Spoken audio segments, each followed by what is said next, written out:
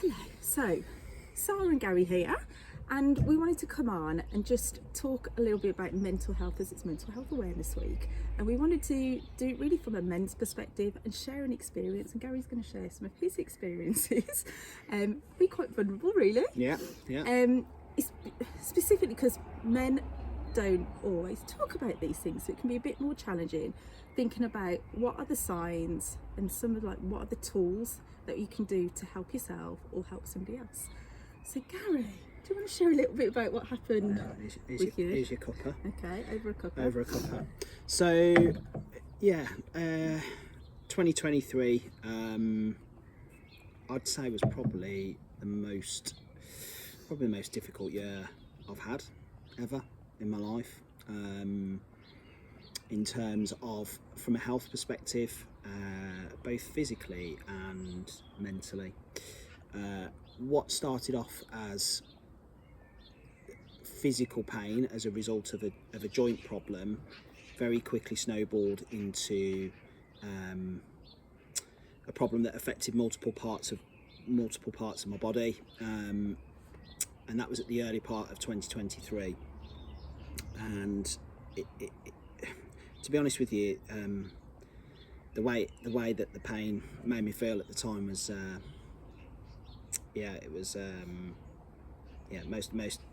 most problematic few months of my life, really. And I think the difficulty that I found at the time was kind of like not being able to see the wood for the trees. There was a kind of a frustration, a helplessness. I knew I was pushing people away from me. I didn't really want to talk to anyone about it. Didn't really want to be around the people that I love, my wife, my kids, my family. And yeah, it was a really difficult time. So I was going to say, and I think everybody at some point experiences a version of this, don't they? To varying degrees.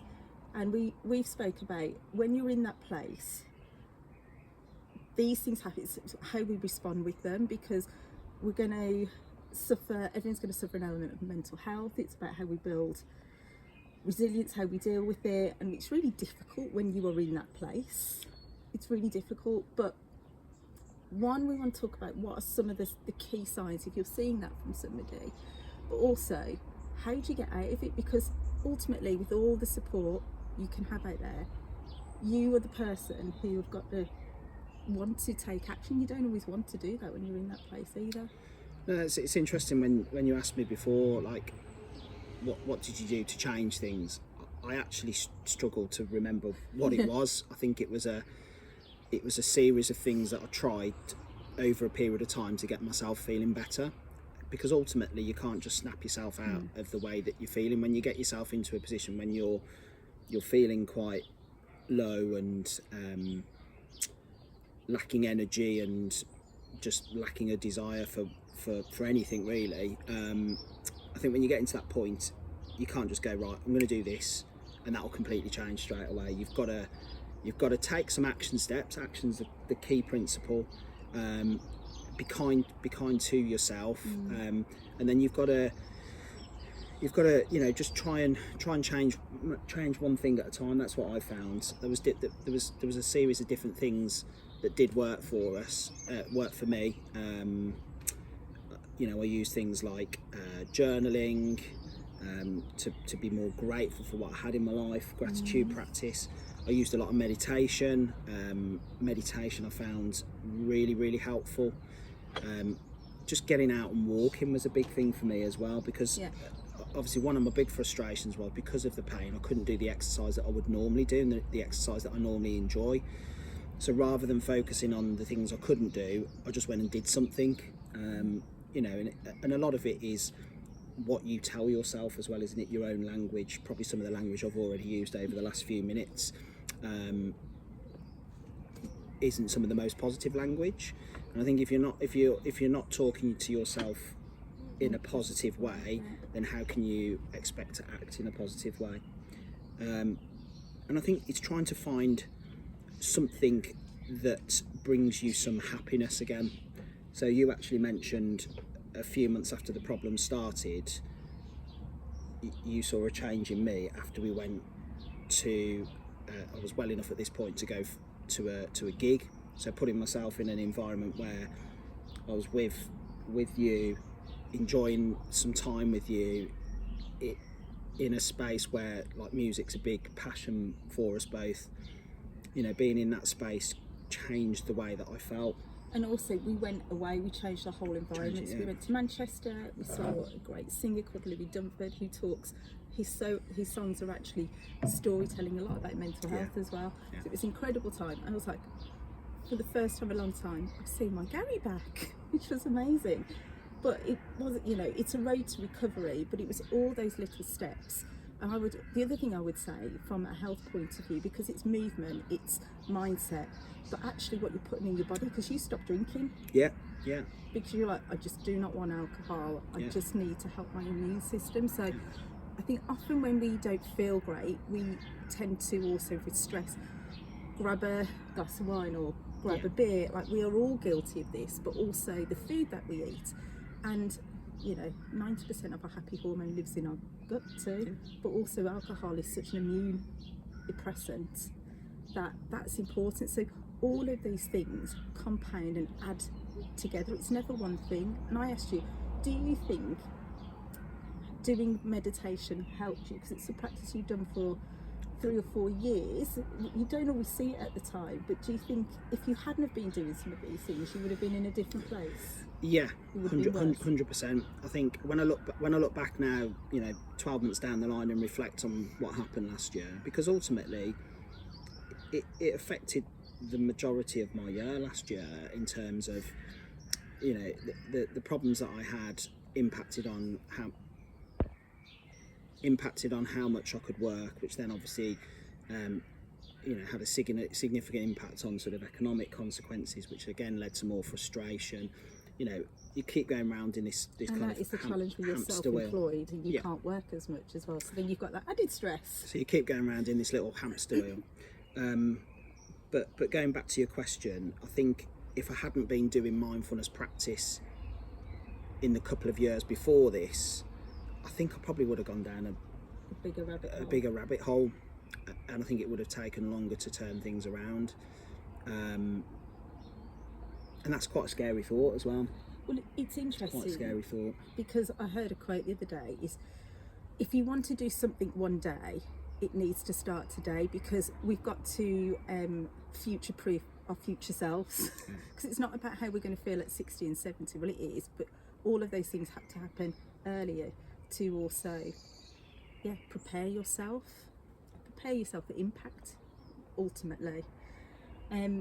So let me ask you, what are the kind of signs somebody should look out for in themselves or with somebody else? So I think from your personal experience, maybe with yourself, but also with clients or friends. I think if you've got people being very tetchy, snappy, agitated, taking themselves out of sort of social situations, wanting to spend more time on their own. I slept a ridiculous amount. I think wanting to retire to bed and sleep a lot. What else? I think over-reliance on other things to try and help. So, you know, if you're craving lots of sugary food or craving alcohol, those kind of things, trying to use that as a bit of a support mechanism. I didn't really have problems with sleep apart from pain affecting my sleep, and I've never really had a problem with sleep, but I think that's another thing. If people are really struggling with their sleep pattern, that's a sign of stress. You know, that kind of feeling of knots in your stomach and, you know, all that kind of stuff as well. And the things that impact that also then become high blood pressure. We don't see that until you get tested. So these is like helping managing your stress and your overwhelm and pain is so important. And sometimes it is just asking somebody, are you okay? And asking it, and like pulling them out and going to ask them to go and have a drink or go for a walk or spend some time together to actually discuss it, or go. So it's thinking about what are those solutions and those tools as well. Is getting a guy to sometimes talk can be quite challenging in itself. Yeah, I mean, I think generally when blokes want to chat about something, they'll go, "Oh, you know, you go down the pub or whatever."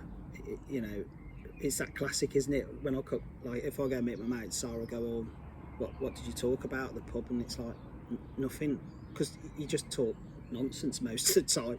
Well, I do anyway.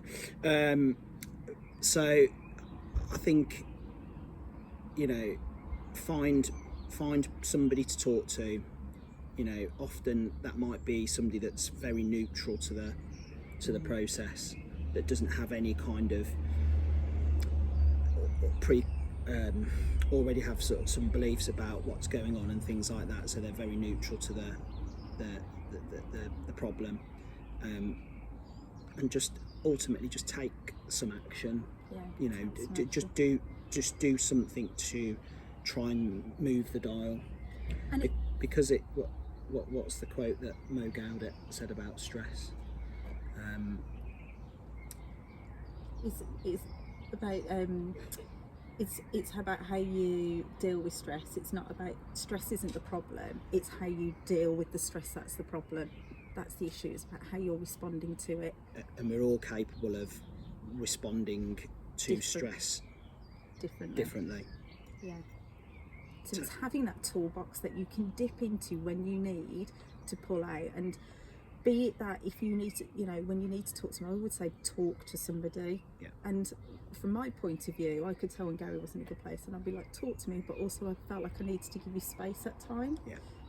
And it's trying to have those open conversations, which isn't always easy. We've got a good communication line, but you can just tell. But for the person helping them as well, sometimes you need help too.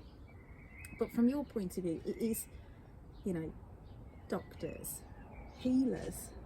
You find using healing therapy really useful as well. Yeah. Like from an energy point of view as well as physical as well. So, you know, crystals, Reiki, all of that kind of thing, if that is something you're interested in. But also, you know, doctors, nutritionists. So that's if you external help here, or you've even got free phone lines like Samaritans and things. And I think we've got some great resources out there that are free to use, as well as going to gyms and going and exercising your body. So there's such an array, but just talk to somebody is the big thing to start with. Take a little action. And just remember as well that ultimately you can change how you feel. Everybody can change how they feel. You just have to take action. And it can seem sometimes that that's not the case when you're in that dark place. But if anybody needs to talk to somebody, please reach out to us, reach out to somebody in the studio, or reach out to a friend, or your doctors as well. Anything else you want to add, Gary, at this point? I think we better pull this to a close, because our son will be getting stressed otherwise if he can't cycle to school. So yeah. All right, thanks everyone for listening. Take care, look after your well-being. Take care, folks.